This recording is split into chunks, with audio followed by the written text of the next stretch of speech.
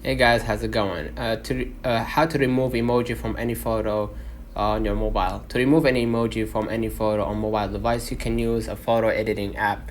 You can use a Snapseed, right? Snapseed that allows you to basically remove emoji from any photo. Right here, let's type Snapseed,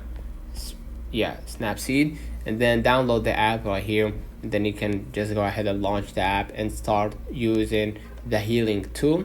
And then basically you can zoom in on the image, the emoji that you want to remove, tap and drag over the emoji to remove it, adjust as needed for seamless edit, and then you can save the photo after you finish, and then tap export and choose save to save the edited photo on your device. This process should help you remove an emoji from your photo quickly and efficiently. So let me know in the comments if this video helped you. Don't forget to like and subscribe, turn on the notification bell to receive every video we upload. Thank you for watching. We will definitely see you in the next one.